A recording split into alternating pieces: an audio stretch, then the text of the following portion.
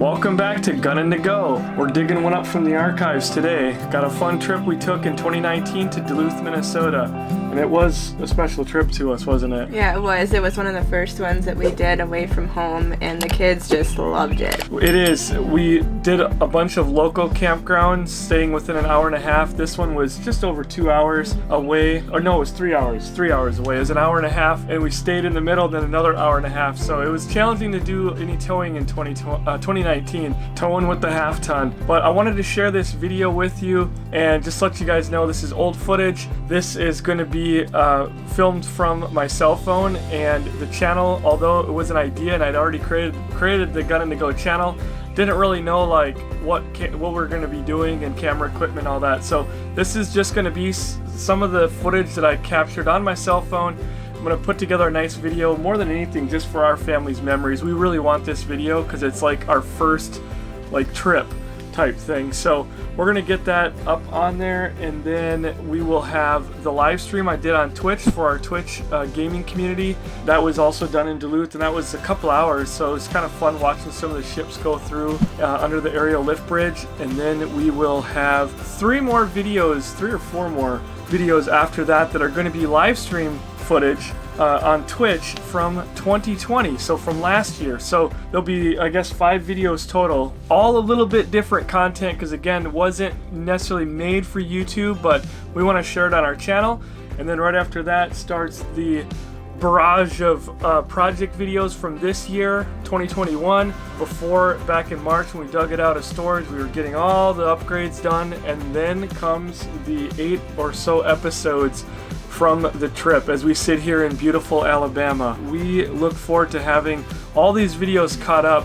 Hopefully in the next month to 2 months we'll be up to the end of this trip, and then we'll be 2 weeks behind on our videos. Some channels do a month or more, and we might as well, but we'll be about 2 weeks so that we can keep more current, and we'll start getting those live streams coming. Sit back and enjoy, and we will see you all again soon.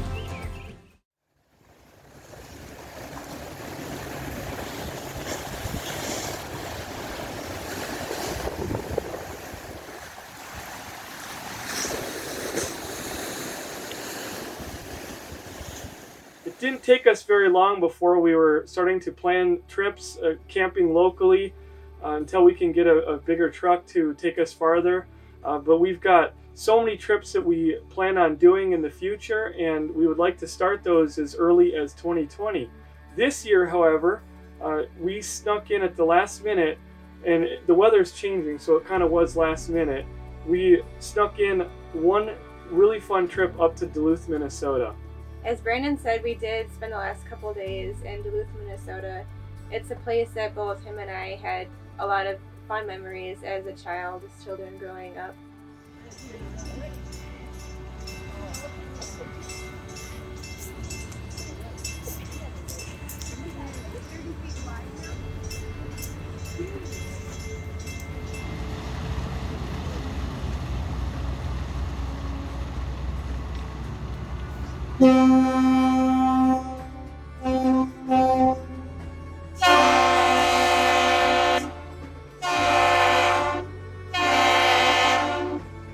The place we stayed at was the Lakehead boat basin, and it was a giant paved parking lot. It's a marina that stores boats in the winter, and in the summertime they rent the place out to RVers. They had, I think it was a dozen, because we're in 12 spot at the end. It was like 12 spots of full hookups, and then they have 30 some spots of electric and water. And so we were in the full hookup, and I loved it. There was no mud. We had so much rain, and if we'd have been anywhere other than, on pavement or concrete, we would have been definitely dealing with a lot of mud this past weekend with 4 kids running in and out. Couldn't have gotten any better location. You're right down next to the aerial lift bridge, which is very close to many of the attractions in Duluth are right down by the waterfront and right down by the aerial lift bridge. And so we would open up the door to the RV, and you could see the top of the lift bridge on the other side of some houses. So it was really cool. The kids really like seeing the lift bridge go up and down and watch the big ships come through, and they just had a really fun time just experiencing that, because where we live there is no large body of water, and so to them it looked like the ocean. Yeah. It was just, they were just in awe seeing these huge ships come through and just watching the bridge go up. And it wasn't no more than a day later, and we got to where we are. We left there, and they were playing what? They were playing Duluth, which meant they were sitting on our coolers and going back and forth throughout Our the coolers camper. became cargo ships that they were, and then two of them were acting as the bridge, and they were pushing the coolers through like the cargo ships. That's probably one of the best memories we had just so far of taking this trip, was just watching them come up with another simple game that they thought was pretty awesome, and they spent an hour doing it last night, just playing in this little area here, and we both looked at each other and said that was pretty awesome. That it was worth it. Have them come up with that on their own and just have fun with that memory. Yep, definitely. One of the things that is really enjoyable about being down there, and I think people do enjoy about Duluth, is being able to watch these huge freight ships called Lakers come through there. Now, there are the Lakers, which are around 1,000 feet in length, and then there's the Salties. Those are the ones that actually can fit to the St. Lawrence Seaway. They can reach out to the ocean and go anywhere in the world. They are actually smaller at around 750 feet, and they're multiple different colors, and you'll see quite a few of both types of ships. So we were lucky enough to not only see the Salties, see fishing vessels, and I think we've seen 5 Lakers, but we actually got to see the biggest one. The first day we were there, when the weather was nice, we got to see the Paltergurtha, I think is how you pronounce it, which is the biggest one on the lake at 1,013 feet, I think it was. So it's like 9 feet the biggest. The rest are all either 1,000 or 1,004 feet. So they're big, they're huge ships. And when they're moving through there, it's unreal. I think they have to be that size just because, not only what they're carrying, but something to do with the buoyancy. Because, they're on fresh water, and which is less buoyant than salt water. So these ships are just super wide, just massive ships. So really something to see, even if you've been out to the ocean and seen some of the big ships there.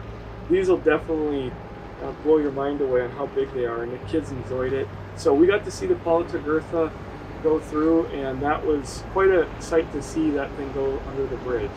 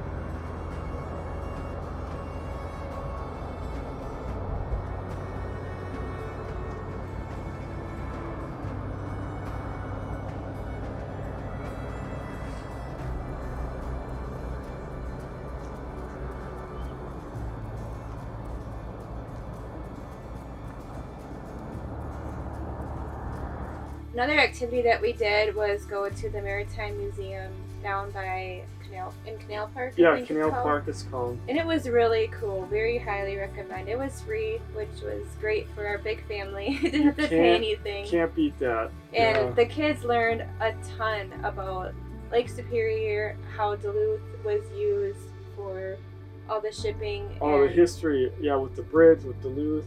Army Corps of Engineers, I think, owns that museum or runs it or whatever. Yeah. And yeah, so it's free to go in there, and it's a phenomenal museum. I mean, if you go down there, you've got to, even if you only have a half an hour, walk through it. You could easily spend a couple of hours there. So I actually went in there twice. I actually live streamed one of the days on Twitch and took all of our Twitch audience in there, which was really cool, and got to watch some more ships go through while I was there, and got to live stream some ships going through, which was phenomenal. Yeah, they have a lot of hands-on activities for the kids to just look at, and you can see Lake Superior and how deep it is in different pockets, and they got to learn that, and all sorts of fish that which are in is there. Important because we homeschool. Yeah, we used it as our homeschool history for this part of this week. So there's a lot of stuff involved there for the kids. Probably one of the ones that they really enjoyed and spent the most time in was going in to see where the captain with the steering of the ship would be. Yep. And they got to pull the and running bells. the logs. Yeah. The log interactive one was very cool. Yeah, they actually had the levers and stuff to pull. Our oldest Aiden spent some time there, and he seemed to enjoy that. Yeah. After that, we went to eat at Grandma's restaurant. Not our grandma. It was really good. They specialize in a lot of local Minnesota foods, and everybody says when you go to Duluth, you have to get a wild rice burger, and I've heard several places that have them, but Grandma's is pretty well known, and it was so good. I could have ordered another one. It was amazing. What did you get? I got the wild rice chicken salad, which was also very good. Yeah. So. And wild rice soup, chicken soup. Yeah, it wasn't their soup of the day. It was just one of their soups they're known for. Yeah. I got a big bowl of that. I had a very hard time sharing.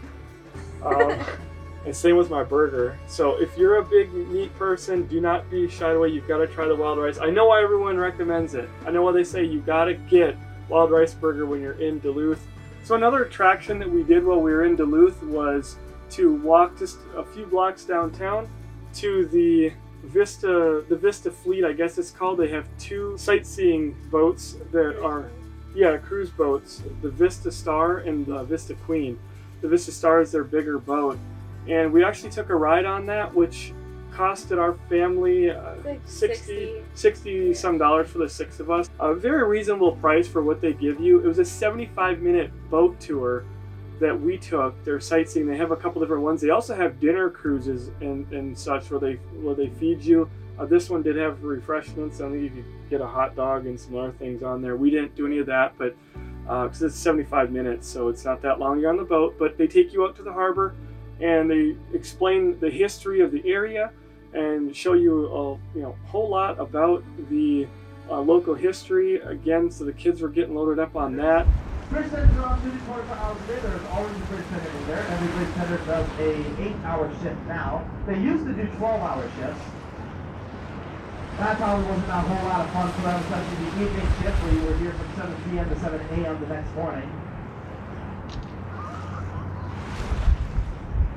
Now, don't feel all that bad for them if you are. They actually don't have to do much up there. Most of the time they're pressing a button every half hour to go up and down. Otherwise, they're sitting in really nice comfy chairs watching TV. Don't get me wrong, they gotta keep an eye on live camera feeds in the harbor of the lake with ships coming through, checking down the wind speed direction, currents, fluid, or anything like that. But like I said, I know the press button every half hour generally. I actually got to go up there last summer for a couple of hours. It was pretty cool.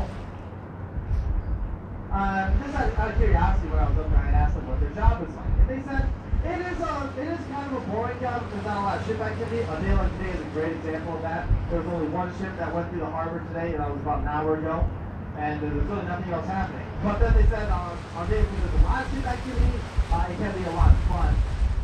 On days like 4th of July fireworks, that's a lot of fun too. Basically, they said like any other job, theirs has its ups and downs. Just a couple of things that I thought was remarkable about that tour was, well, of course, the views from the water, which are unique because you don't get them unless if you're out on a boat there. But also just some of the odd things that they showed us, like that. There was a boat there. It's not going to be there when you guys go because they're scrapping it. But it was a 120-year-old freighter from like the 1909. 1900, I think. They said it was before the Titanic by like a decade or something. It It's crazy. It was very old, and the ship just looked amazing, but it was there being scrapped out. So there's no telling what you'll see when you go there, and there's a huge scrap yard. I know that's not something that most people are like, I want to go check out a scrap yard, but you're going past all this industry. And as I was live streaming from there, and I was telling the folks on my live stream, it's amazing to see all of and it's busy this time of year because of the harvest season, but you see all the grain coming off of the farmers' fields, going from tractor to the truck on the side of the field, trucks taking it to the co-op, the trains taking it from the co-op to these ships, and these ships taking it to the rest of the world. And you see firsthand, American farming and what it produces. And kids enjoyed it. I mean, that was very powerful, and almost made you feel a little patriotic, because you always hear that we do feed a lot of the world here with our farming, and here you see it, and as well as the steel, the coal, the iron and all that for steel. So when we were there was also 2 ships that were there, and one was there for 2 weeks. There was 5 of them. They were waiting. Yeah. Yeah, when we got up to one of the other attractions we'll talk about, we actually saw there was 5, and out on the boat we saw quite a few. So they're just hanging out there waiting for everything to be ready for them to take they to take their their country. turn. Yep, taking their turn. So one ship comes out, and another one goes in. So it's busy. It's harvest season in the fall. We went in the first week of October. And one of the other things that I didn't remember per se, not that I maybe would have, I was probably less than 10 the last time I spent time in Duluth, but was the Minnesota Slip Bridge. Went and looked, it was because this thing was built in 91 or 92, and so it would have been before my time. I was there as a kid in the 80s, so they got a neat little slip bridge, and there's not anything like too special about it other than it just goes up and down. I guess it allows you not to have to walk around the marina, but it is an iconic thing in Duluth. Not like this, not like the slip bridge, but we walked across that a couple times, and the Vista Cruise actually is right next to it, so you'll certainly probably walk across that. Just another neat thing in downtown Duluth. So as far as Gooseberry Falls, that was made in 1927. No, I'm kidding. It's not man-made. God made it. It's been there longer than people, and it's amazing. It's very cool. Yeah, we didn't actually get like a lot of like history on what created it, but I'm sure glaciers and all that. It's really cool. It's 3 different waterfalls that come down in a very short distance. One's on the other side. The upper falls is on the other side of the highway. We didn't see that one. We didn't have a lot of time, but the middle, which is probably the most iconic, I could be wrong because I haven't seen the upper, but the middle and the lower falls are beautiful. Yeah, they are. And it's a lot of great walking. The walk to get there is super simple, so nothing to worry about, and that was free. It was free. They do have a museum of some type to go into and get some information. I don't know, we didn't go into it. It was locked. But it was. There might be some more history information there if you want. It's a pretty nice place, and let the falls do speak for themselves on that. Now we're at Gooseberry Falls in Minnesota. No, it's not really a town. Gooseberry Falls. And the falls are incredibly beautiful, but also very loud. Since we've had so much rain, there is a lot of water coming through. Now this is the middle falls, right? Lower, I think, is right down there. We're going to try to see that. This is the middle, and the highway is up there, and then the Minnesota Highway is where the upper falls is. So we'll show you some footage of that, and definitely hope you enjoy it.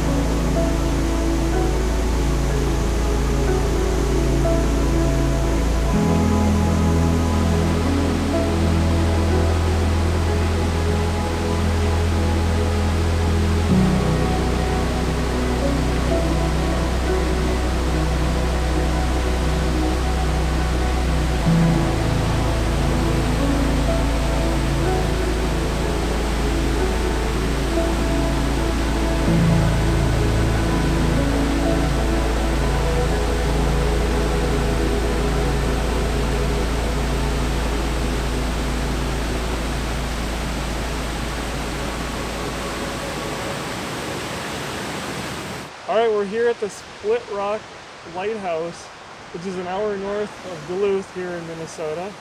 And we just went up in that lighthouse. We learned a lot about it. I think my brain is too cold to remember half the things that we learned about it. What year was it built, kids? 1909. He's sharp. 1909 it was built, and Alex is keeping busy over there. It was built in 1909 and it first lit in 1910. And it was lit by kerosene until 1940 when they installed electricity, which is in the building over here. They put in, they ran electricity out here, and then they had a generator in that room out there. So that was put in 1940. So they had 3 families up here because they had the foghorn right over here, and they had the lighthouse. So that required 2 people, right? Right. And I had an extra one because they wanted someone for a groundskeeper, because if the foghorn had to go off or a person had to light the lighthouse, then another person had to be here if something else mechanical was wrong. So they had to have 3 families here, 3 people here working at all times. 3 families. And also, they told me another thing, in the houses that they stayed in are right behind. These were exceptional houses in 1910 because they had flush toilets, running water. What else did they have? Their central heat. Yeah, the central heat. Stuff that just didn't exist for that time period. And some of the other reasons that they told us they put 3 of them out here was they were designed by a lawyer, so they were really done nice. And they said that they had done studies about people that were isolated, and they kind of decided it would be better to have 3 people that were here staying at this lighthouse, 3 families and all the people, because they were isolated. There was no road here until the 20s. Only way to get here was by the ship. So that was it. So we'll probably talk more about it when we're indoors. It's very cold and very windy here today, and I don't know how much that's going to get on the video. So we'll share some of the video that I shot while we were here and pictures, and definitely a good place to visit. Yeah, it is. It was $10 per adult, and then kids 5 to 12 were $5, and under 4 are free. I was waiting in the undertow, set adrift with featherweight like bows, unaware of where my heart would flow. I was waiting in the undertow, can't touch the bottom, sit into a tumble, waves that shake me out of my skin. Never been so easy, losing my direction. My bearings have me south of home. I've been wrong before. Over there, somewhere. I've just spent a lot of time up here just looking at those views. Oops. Neat. Oh, the ladder to go up? Yeah, I don't think so. Yeah. No, it's just a military. Oh, I go inside of all. Yeah, look at how that looks. Yeah, they have to go up there to light the way up, right?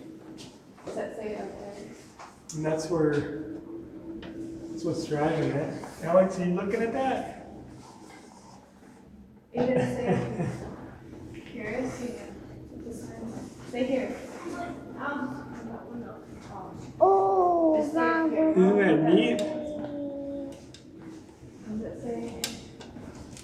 82 Rue Corral, 82 Pierce. Yeah, to crawl up in there.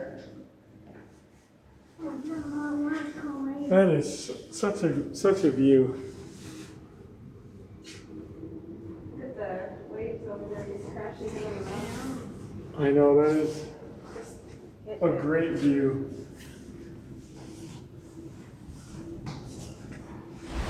Alright, this is the view that you get if you go on the trail down from the Split Rock Lighthouse. There's two ways to get down here. One is to walk on a trail and the second is to drive. This one's a video. It's very windy down here, but I'll give everybody a little view of what you get to see. I was waiting in the undertow, set adrift and fed on the light pole, unaware of where my heart would flow. I was waiting in the undertow.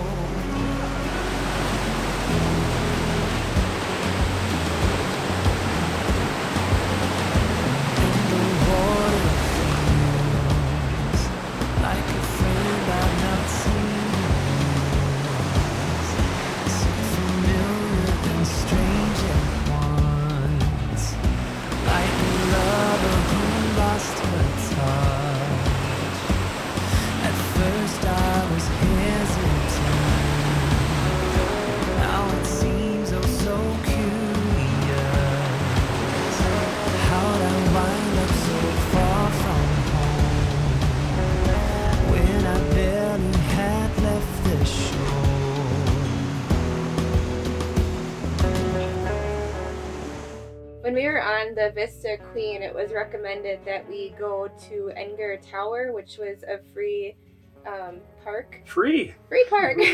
So it was a 16-minute drive from where we were downtown. Was it 16? Yeah, it was only 3 miles. Yeah, but it's not far. It's just traffic lights to get through. Get up there. You can actually go up into the tower and look out towards the city. It's a 360 view. So it's you a can park. see the pretty farms on the one side. You can see Duluth and Superior on the others, and then golf course. Yeah, there's a beautiful park there. There's not really a lot else up there. Just a nice park. There's a little bit of hiking, biking up there, and the tower, which is free. And history behind it was a Norwegian settler had that land. I don't know all the details, but he had the land that had an amazing view up there.